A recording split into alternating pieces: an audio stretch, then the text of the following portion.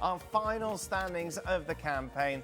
Liverpool first, Arsenal with a win against Southampton for second, Manchester City with a victory against Fulham guaranteed third, Chelsea's win away against Forest fourth, and Newcastle losing at home against Everton. In the end, didn't matter because Aston Villa, of course, lost against Manchester United.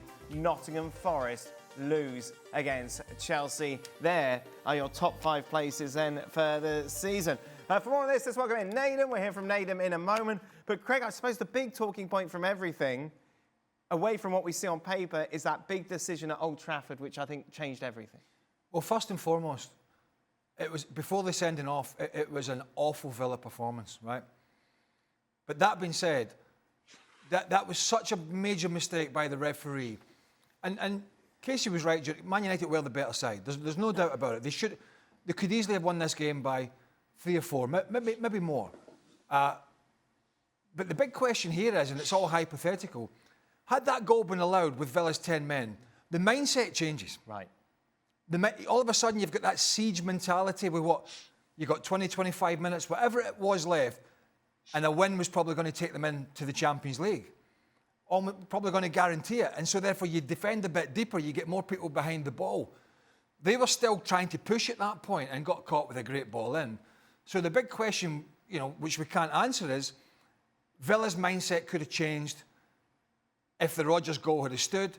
And as I said in the highlights, I've never seen this referee before. He's not FIFA accredited, so he's pretty inexperienced, certainly at Premier League level. And I think we saw that today. His whistle went to his mouth really, really quickly. And Bayandale, the goalkeeper, he did not have it under control. It was a perfectly good goal. And you saw Unai Emery at the end. He thinks it would have been a different story had that goal stood. And in the end, I'm not saying that's cost him a place in the Champions League because there's 38 games, but it went down to the wire. And he's going to be absolutely furious. And of course, if he hadn't blown his whistle, then it would have all been cleared up via VAR. But as a result of him calling it a foul, it obviously meant they couldn't go to the monitor. Yeah. And, I've heard some saying that, well, you need to change the rules of VAR. I mean, it's... Who've heard that? Oh, here we go. ESPN's not the only channel I watch, Oh, really? Yeah, really, but eventually, you have to stop somewhere. You can't just keep changing rules and rules. Unfortunately, this absolutely boils down to a referee who's inexperienced, right. And that's the end of the story.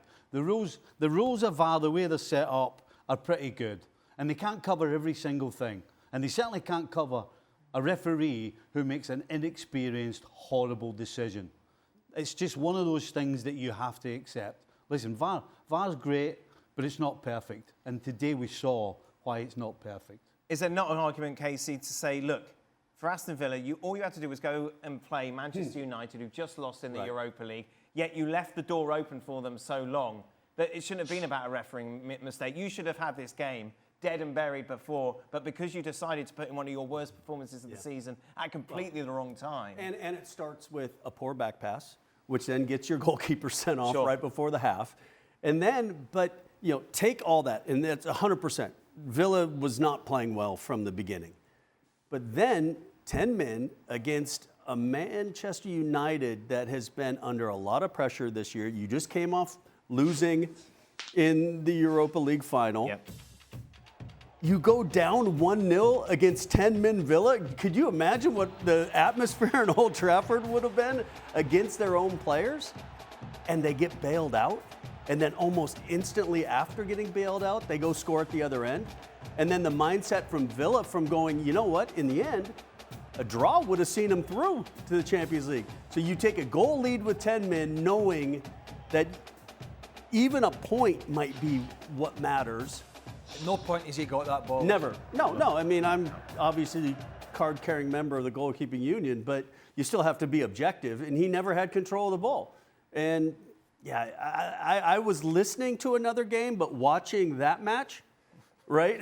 Does it make sense? I was kind of had a bunch of monitors in front of me, and I didn't know why VAR didn't intervene because I didn't know that the whistle had blown. So really, it comes down, like Stevie said, there's going to be human error at some stage. It's not going to be perfect. I'll tell you what, we should mention Unai Emery.